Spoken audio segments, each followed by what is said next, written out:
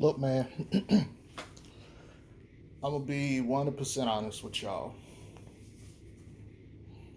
Most of these rumors is bullshit and concerns to our boy, but I'm not gonna talk about everything that I hear or see pop up. Like, oh, this says this team is blah blah. Let me explain something, y'all. Some of this shit is just smoke and mirrors. It's literally someone is putting out information because they want to see something or gauge something or get a message out. For instance, the conversation about the Pacers. Any team that hasn't made a huge move recently and they're sitting there trying to, or let me not say they're trying. You hear a rumor about them being mentioned with Lonzo. So the Pacers, we haven't heard anything about the Pacers other than possibly Miles Turner and someone else, or Brogdon. But Brogdon is linked to Lonzo. But hear me out. We haven't heard anything about them really beforehand. We ain't heard any major trades, anything like that. Even earlier this year, we really didn't hear much about them linked to Lonzo. All of a sudden, there's supposed to be a sign and trade. Lonzo and Brogdon. That makes sense. Then we already heard the teams that Lonzo had interest in: New York, Chicago, and the Clippers. Nowhere was the Pacers in that list. Now I know I'm gonna talk about Miami here in a second, but you want us to believe that there's supposed to be a deal that they want to do between Brogdon and Zoe? Well, that has to be a signed trade. Why would he want to go to Indiana? Chicago ain't a small market. It's a mid-sized to big market. Okay? New York, big market. Los Angeles, big market. Miami, even, big market. Pacers, less talent than the Pelicans. Mm, probably more talent than the Bulls in some instances, but I think the Bulls have the better players. Vooch and Levine up front are better than Sabonis and whoever else, Karis LeVert, whoever else you want to put on the Pacers.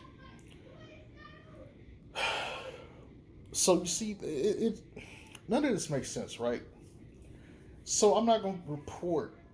Let me not use the word report. I'm not going to come out here and make a video telling you guys, hey, he's being listed with, this is the new. It don't make any sense, okay? If the team went listed by Lonzo earlier, 9 times out of 10, it's bullshit. It is bullshit. Let's start there. Miami. Miami is an exception because now I will say I heard inklings of Miami a while ago, like while the season was still going on, but it wasn't anything major to me. Now,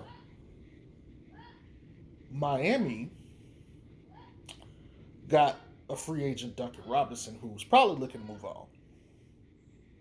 And point guard play has been like a weakness for them going forward for like the past couple of years. They have Goran Dragic, and I think they had Kendrick Nunn and somebody else. But it's not exactly what they really want. So they, to me, is a logical place. If they went on Zoe's list up front, I could definitely see Zoe because see, here's the thing. Chicago makes sense because I think Chicago was one of the places rumored back when he was still in LA, number one.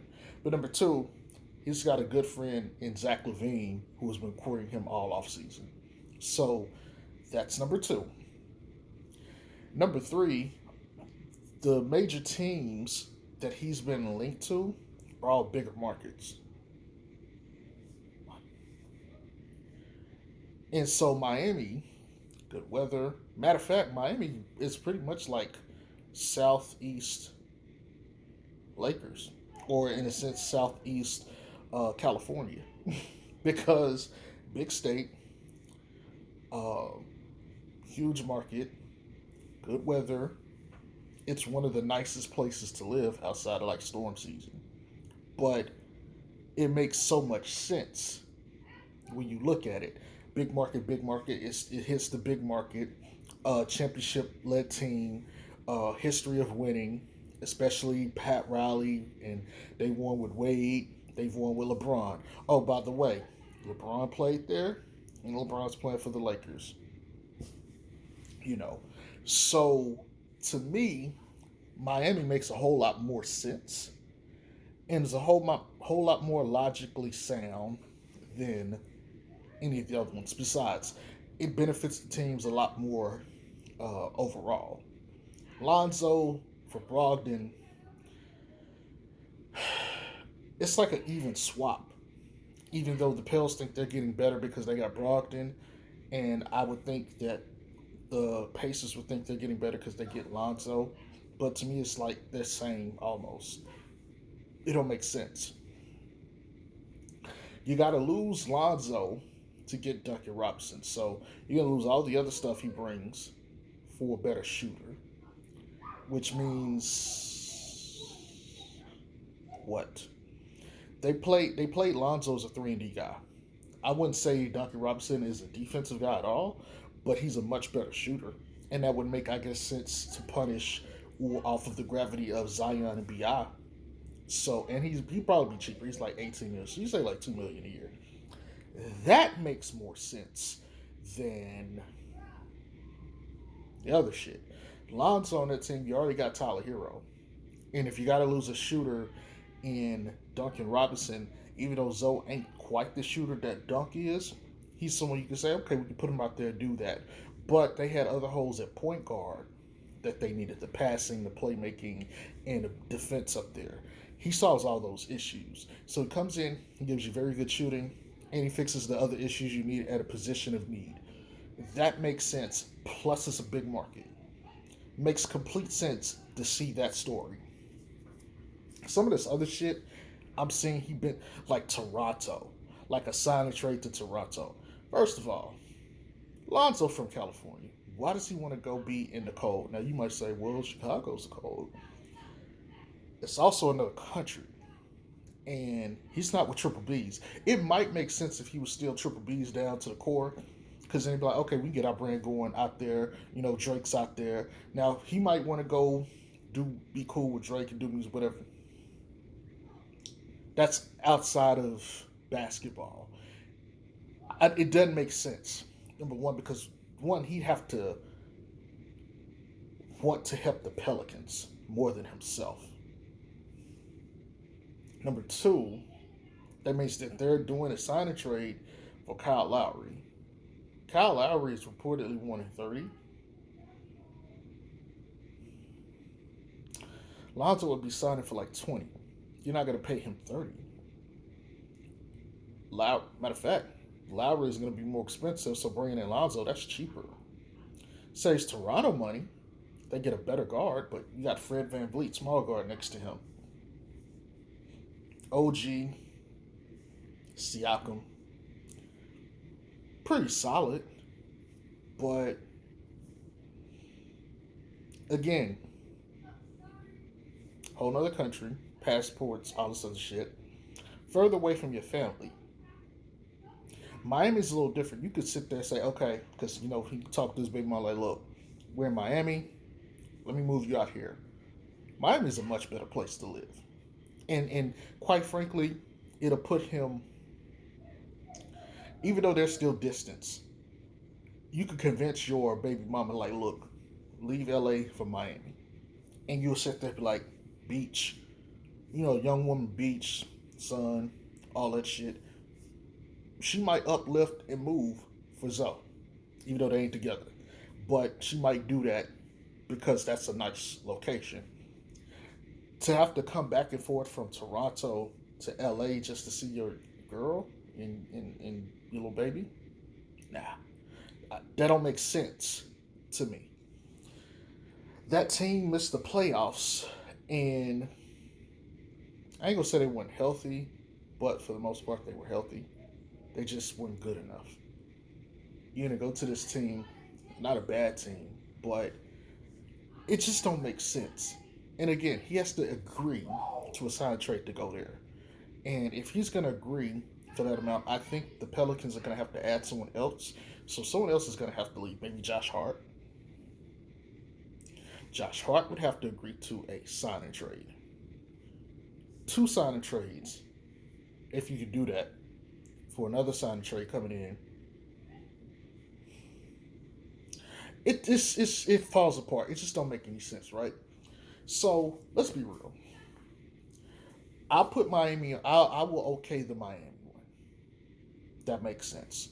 Chicago has been talked about all season. Makes sense. Clippers makes sense. Knicks, despite the fact they're saying they want everybody else but Lonzo, still makes sense. Pacers, Toronto, I just don't see it. And I would tell you guys, don't trust most of this shit. If and let me add one more caveat. If this requires Lonzo has to help the Pelicans more than himself, it's an automatic no go. And I know he loved Bi and Zion. Automatic no go. Okay. Now let's talk about the Pelicans here with this. Here's the other thing. We heard the story that they want Kira in our backcourt. Then I recently heard they name being linked to Spencer Dinwiddie. Then we've also heard Kyle Lowry, and to a lesser extent CP3.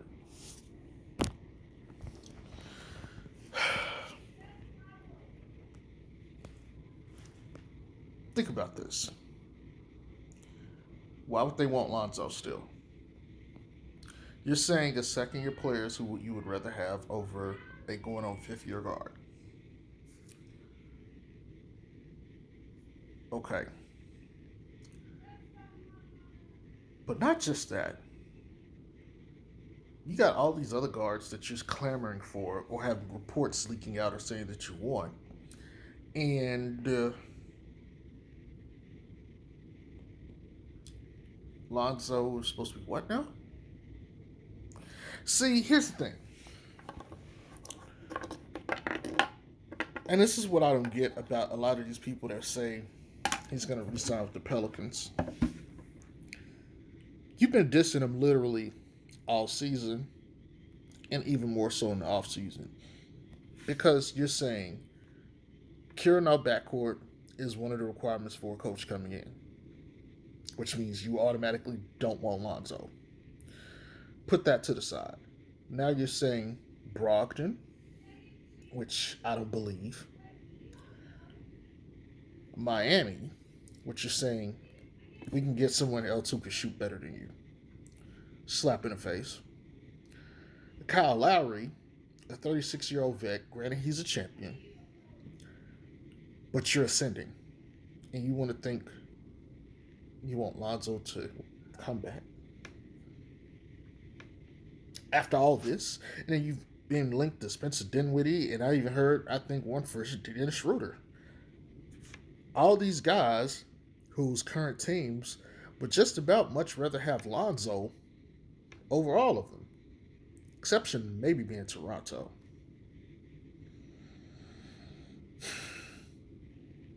No way the Pelicans are going to be able to sign him back again. Like, let me not say that, because they can match an off sheet. But there's no way Lonzo wants to play for this organization knowing how much he's been slapped in the face. It's like, look, it's time to go. Any conversation involving Lonzo and the Pelicans is either to benefit Lonzo getting to his destination, sign and trade, or to benefit the Pelicans. Now, there was a report the other night that came out, and it said something that I brought to you guys' attention. If you follow me on Twitter, and I think I put it in my video, but if I'm not, if I hadn't, let me go ahead and say this. There's a tier list or a checklist that the Pelicans have. It goes like this: CP3, Kyle Lowry, Spencer Dinwiddie, Dennis Schroeder, any other middle of the pack guard, point guard, Lonzo, and then Kira. Really, you could probably switch Kira and Lonzo because Griff would rather have his guy out there than Zoe. So really, it's senior guard, championship level, Hall of Fame, really good starting point guard, NBA level, middle age guy, Kira, and then Zoe. That's the order of operations. Now, if you follow me for any length of time, I've said that the key for Chicago here is, in particular, to make sure no funny shit happens. As soon as free agency opens, they need to be, all right, Rich Paul, could you please let Lonzo that we're offering him $22.5 million to come play for us? Hey, Lonzo, Chicago's offering you 22.5 over 4 years. You want to do this deal? They have to do that immediately because you have to put Griffin on the clock. Here's why. And I'm not sure I explained this in my other video, but let me make sure I explain this now. The longer you wait, the more time you give Kyle Lowry to make a decision and CP3 to make a decision. A lot of teams are hungry for Kyle Lowry. If you make an immediate offer to Lonzo, Pelicans have 48 hours to match it. They have to make a decision. Do we wait on Kyle Lowry,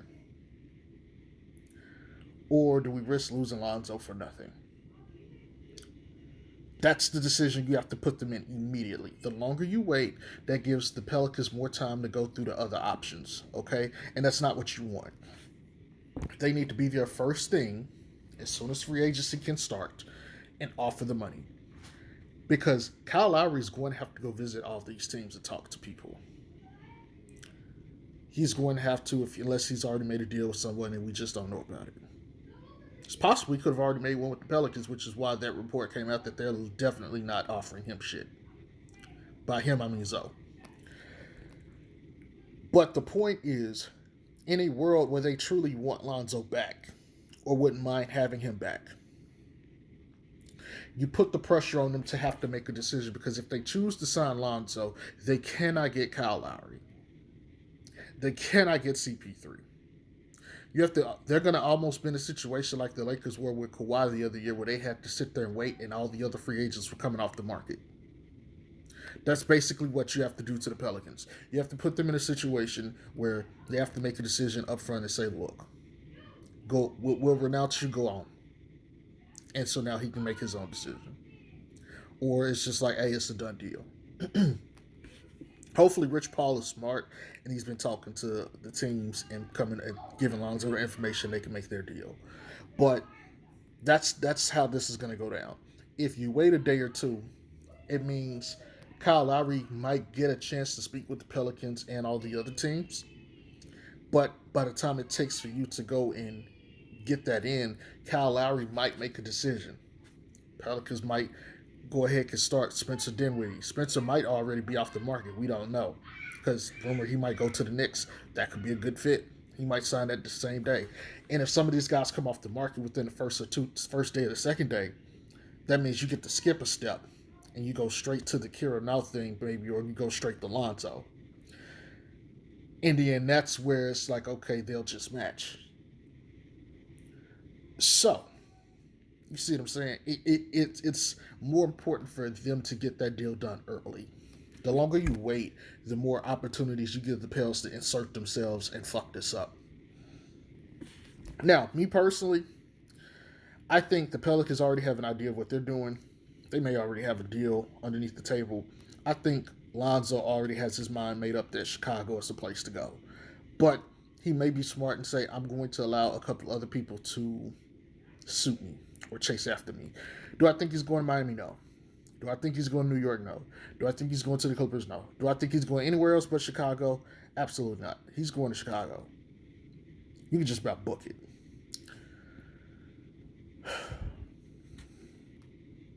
I hope this makes sense. Now, something else I want to mention briefly before I get off of here.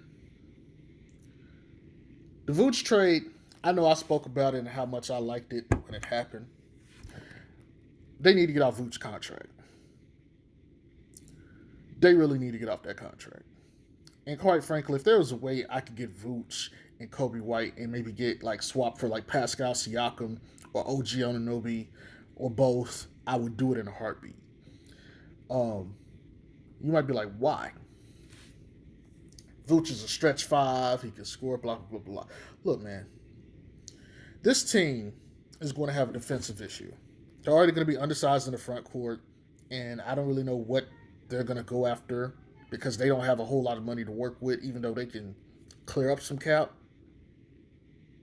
It's not going to be pretty. They have to lose most of their depth. This team is going to go through a massive overhaul just to get so. Thomas Satoransky got to get renounced, along with like pretty much everybody on the bench for the most part. It's a lot. It is a lot. I would much rather get off the Vooch contract and try to get. You know what? I might even do this. I might, hey, Pell, sign a trade. If we can get something and work something out to the point where you can get Lonzo and maybe Jackson Hayes, and maybe you can set up something to get rid of Vooch to get like maybe a Pascal. I would do that, especially with the news that came out about Jackson Hayes uppercutting cops and shit. My man is a real nigga, but I like Jackson a little bit more. Now, to be honest, I like Jackson a little bit more than I did the day before. But I'm not saying violence against cops. I ain't saying that shit. I just thought that shit was funny. But yeah, if that's me, I think the way this team probably see here's the thing. I look at this team, Zoe, Zach, Pat, and Vooch. And the fourth guy could be Thaddeus Sean Laurie, whoever the fuck you want it to be right now. I don't care. That's not a team to me that's going to compete and win in the West. I mean, the East. To me, and Cam Reddish is available too. Matter of fact, if it was up to me, I would go sacrifice Kobe White or Laurie or both and a future first. I would sacrifice all of that and be like, look, can we please get Cam from you guys? Report is they want a first and another player. Doesn't necessarily have to be someone huge, just another guy, preferably not a guard. And they can take that and they'll give you Cam. I don't. If it was up to me, hey, can we do a sign trade for Laurie and you give us Cam? Okay, we don't even want to pick back. I would much rather go out with Zoe, Zach, Cam, and Pat, and then maybe Vooch versus what they had. Here's the other part. I would much rather have Pascal Siakam. I think you make Cam a 3-and-D player with other skills that you can use for the most part. You still have Lonzo, Zach LaVine, but I think you play some kind of small ball iteration or you can have Jackson Hayes. I don't know how you make that work, but fuck it. But I think you play some kind of small ball iteration with Pascal and Pat, and you got Cam, Zoe, and Zach. And I think that's your move going forward. Now you could start Hayes. I don't know how you would go about doing that. Maybe you have Cam come off the bench. I don't know. The point is, I don't want a team that has that many guys that can't play defense. Pascal can lock you down. Cam can play solid defense. Zoe can play solid defense. Hayes is athletic. He can play solid defense. If you're telling me Zach is the only person that won't play defense, I can live with that. Okay, I think this team is also going to be deprived of another three-way scorer. I don't view Vooch as a three-way scorer, and I think his defensive limits hinder his overall value. Now, that doesn't mean that, the original iteration of the team I mentioned at first of Zoe, Thad, Zach and Vooch and whatever, Pat, won't work. Um, Truthfully, I don't think it won't work. I just think on a higher level or the highest level, you cannot afford to miss the playoffs anymore. You got to get there. And Lonzo will have been in the league 5 years and will have not been there. This is BI's 6th year. He has not been in the playoffs once. Okay, you need to get these guys in the playoffs. They need that experience, and that's important. If you're going to keep Vooch, you gave up a whole bunch of firsts and some shit. Hey man, you need to try to recoup something or get a better center to play defense. Hey, if I got to go talk to Pacers and try to swap Vooch for Miles Turner, I would do that in a heartbeat. Miles Turner and like a future first. Hey, I'd do that. You're telling me Lonzo, Zach, Pat, maybe Thad, and Miles Turner? I'll take that. That's a solid defensive team. That's going to be a really good offensive team. I'll take that. I still think you need another scorer, but you can work with that. You can make that work. Okay. I'm not saying I don't like Vooch. I just don't think covering for two guys with defensive liabilities is the way to go on a team like that. Plus, he's older and Lonzo wants to run. I would much rather have Miles Turner. I would much rather have Pascal, something like that. But look, that's it. I've been on here way longer than I wanted to. It's about to be 27 minutes. Don't trust the media on this bullshit with all these other teams. It's probably false, okay? Y'all have a good one. Peace. Also, the draft is tonight before I forget. I'm not watching that shit. But hey, I hope whatever team you root for gets what they need. Bye.